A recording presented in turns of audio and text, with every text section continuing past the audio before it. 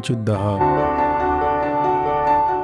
काठमाडौँदेखि 1-2 घण्टाको bike ride र 10-15 मिनटको हाइक गरेर पुग्न सकिने हरियाली जङ्गल बीच लुकेको ऐतिहासिक धार्मिक महत्त्व बोकेको एउटा अति नै शान्त र सुन्दर गन्तव्य हो।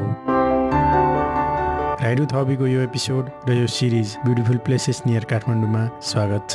Let's begin the ride. So hello, namaste everyone. I hope all you guys are fine. Hope you enjoyed your Holi है। आज चाहिँ होली है, फागु पूर्णिमा। अनि सबैलाई ह्याप्पी बिलेटेड होली है। यो ब्लग आउने बेलासम्म त होली सकिसक्यो हुन्छ हैन। अनि आज होली स्पेशल राइड जाँदैछौँ हामी चाहिँ। धेरै ठाउँ कुरो भयो हैन। अनि लास्टमा कहाँ जाने भन्दा भन्दै हाम्रो चाहिँ अहिले मणिचुत जाने फाइनल भएर चाहिँ अहिले हामी त्यहीँ जाने उसमा छौँ हैन। म चाहिँ भर्खर घरबाट निस्केँ।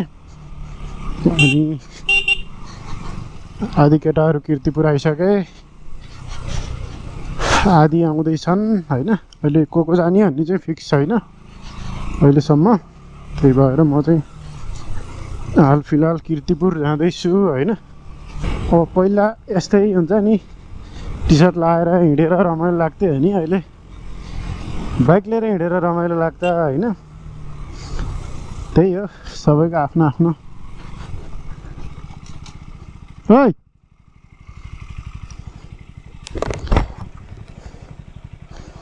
ह्याप्पी होली। कता जाने हो? आऊ।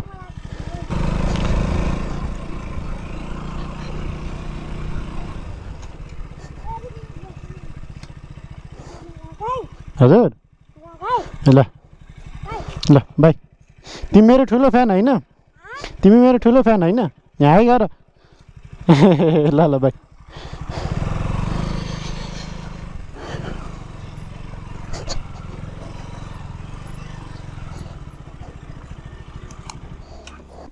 म चाहिँ न्यु आइपुगेँ होइन।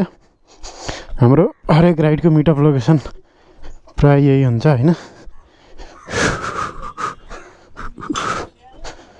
ह्याप्पी होली। ठिकै छ। कमल दाइ खाइ त नि। कता? ह्याप्पी होली। आरामै हुनुहुन्छ? हाम्रो कमल दाइ, भाउजू, केटाहरू तल खान्।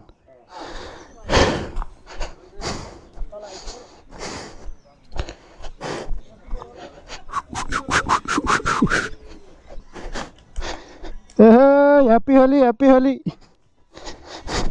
Happy Holi guys. Happy Holi पहन देखाउन कहाँ? Happy Holi, happy Holi, happy Holi, happy happy Holi. हामी एकअर्काले कलर लगाएर नेवा क्याफेबाट हिँड्यौँ। नेपालमा होली रङहरूको पर्वका रूपमा चिनिन्छ। होली पर्व वसन्त ऋतुको स्वागतका साथै प्रेम र सद्भावको प्रतीक पनि मानिन्छ। यसै हामी चाहिँ कीर्तिपुरबाट हिँडेर हामी अहिले बल्खु आइपुग्यौँ होइन। होली लागिरह जताततै है, बाटोभरि मान्छे भिड यताउता सही छ क्या देश होलीको भाइब होइन। हजुर हामी चाहिँ भित्रभित्र नजाने कुरो भयो होइन। बाहिरको बाटो चाहिँ हामी खोला हुँदै चाबान जान्छौँ होइन। बाटोमा होली मनाइरहेका हँसिला मुहारहरू हेर्दै हामी अघि बढिरहेका थियौँ।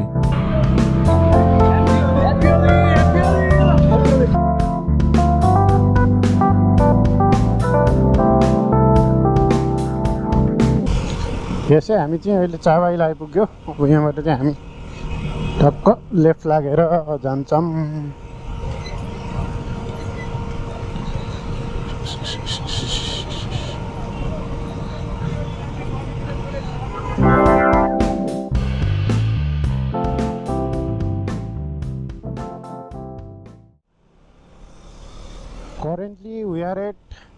बुद्ध साइड है। अनि हामी जोरपाटी गएर चाहिँ लेफ्ट लाग्नुपर्ने हुन्छ उता जानको लागि, मोडीचुत जानको लागि होइन। हामी चाहिँ होली खेल्न छोडेर डुल्न हिँड्यौँ होइन आज ओकेजनमा टक्क लाएर। अहिलेको सिचुएसनमा आएर क्राउडहरू यताउता मन पर्न छोड्यो क्या, हुन्छ नि खुसी भनेको डाँडा काँडामै रहेछ क्या। हामी राइड सँगसँगै होलीको भाइब लिँदै सुन्दरीजल पुग्यौँ।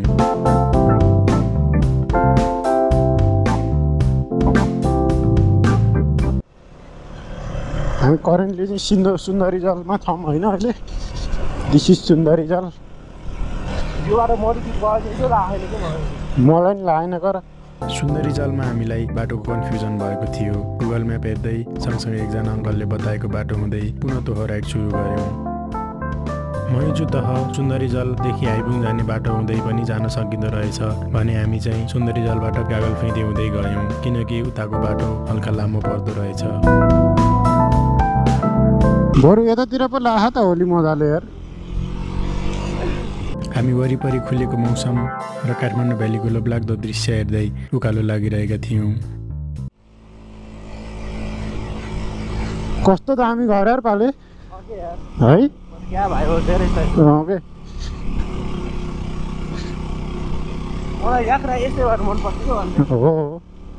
जे पनि हुन्छ सीमित हुन्छ, मजा छ क्या। यस्तो यो पानी परिसकेपछि यो घाम लाएर कहाँ खुल्ला हुन्छ नि, त्यसको भाइमै छुट्टै हुने क्या होइन।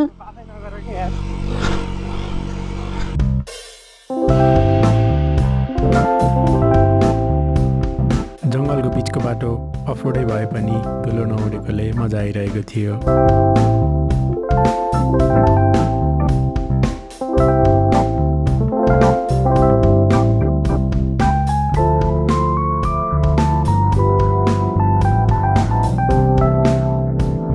हामी केही छिनमा टिकट काट्ने ठाउँमा पुग्यौँ।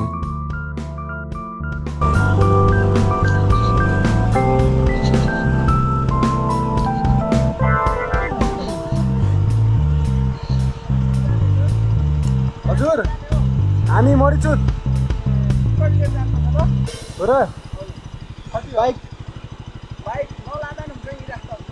माथि जान्छ नि बाइक त। एक मिनट मात्रै लाग्छ। यहाँबाट माथि गर्दै फेरि उस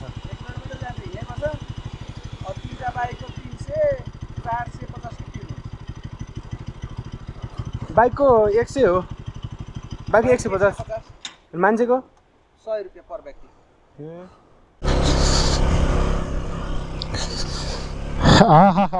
यो भाइब। टिकट काटेर हामी अगाडि बढ्यौँ। अहिले राम्रो भयो रहेछ यार। हामी धाब्रेम गएर फर्किँदा यही बाटो झरे होइन। कता तेर्सो लाउने होला त बाइक। थोरै माथि गइसकेपछि मोडीचुत दह जाने बाटो लेखेको बोर्ड देख्न सकिन्छ। हो त्यहीँ बाइक रोकेर हाइक सुरु गर्नुपर्ने हुन्छ र हामीहरू पनि हाइक सुरु गऱ्यौँ। जङ्गल बिचको बाटो चिसो हावा खाँदै चराचुरुङ्गीको आवाज सुन्दै जङ्गली रुखपातको बास्ना लिँदै हामी मोडीचुत चौर पुग्यौँ,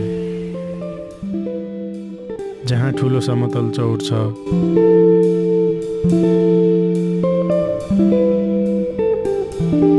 मोडीचुत चौरमा टाँगिएका लङदार प्रेयर फ्ल्याग्सहरूले मोडीचुत चौरको सुन्दरतामा झन्मिटास थपेको छ।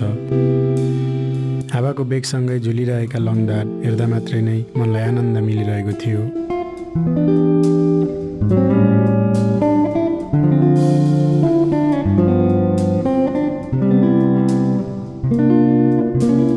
र हामी केही छिनमा मोडीचुत दह पुग्यौँ। किम्वदन्ती अनुसार मोडीचुत दहको नाम सङ्केतु राज्यका राजा मोडीचुतबाट आएको हो। प्राचीन समयमा राजा मोडीचुत दह नजिकै गुफामा तपस्या गरिरहेका थिए। तपस्याका क्रममा उनले गाउँलेहरूलाई महामारीले पिरोलिरहेको देखे। रोग निको पार्न उनले आफ्नो निधारबाट मडी झिकेर दहमा डुबाए। उनलाई थाहा थियो कि निधारबाट मडी झिकेपछि उनको मृत्यु हुनेछ। तर तर पनि उनले जनताको भलोको लागि आफ्नो जीवन बलिदान दिने निर्णय गरे। उनले दहको पानी प्रयोग गरेर गाउँलेहरूलाई रोग निको पारे। राजा मणिचुदले आफ्नो निधारबाट मणि झिकेपछि मृत्यु ग्रहण गरे तर शिलामा रूपान्तरण भए। त्यो शिला अझै पनि यहाँ अवस्थित छ।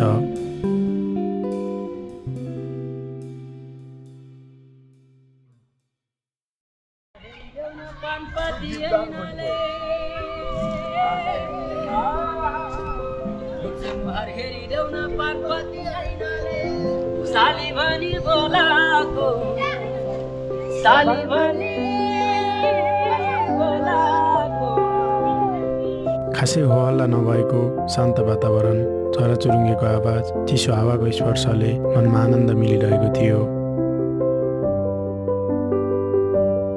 मणिचुदहमा हामी फोटो भिडियो खिच्दै रमाइलो गर्दै एकछिन समय बितायौँ। अलिअलि पानी पनि परिरहेको थियो। मौसम चिसिएको थियो। त्यो चिसो मौसममा आगो तापेर ज्यानलाई न्यानो बनायौँ।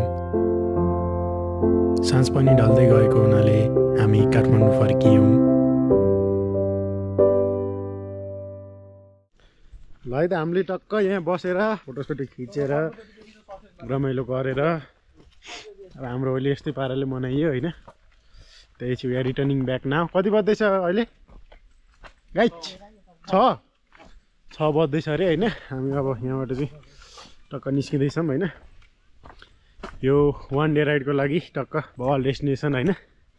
काठमाडौँ नजिकैको बाटो चाहिँ हल्का यताउता कस्तो कस्तो छ टक्क गुगल म्याप हेरेर होइन। You can come here. अनि भनेको बाइक रोकेर 10 देखि 15 मिनट मात्रै हिँड्नुपर्छ होइन। यस्तो भाइब सजियोस् है। ल यति भन्दै यो भ्लग यही सघाउन चाहन्छु। सिरमलाको रातो रिबन उडीको फरर, त्यो मायाको मुहार देख्दा, त्यो मायाको मुहार देख्दा यो मन भयो हरार। हावा सम्झाउँदैन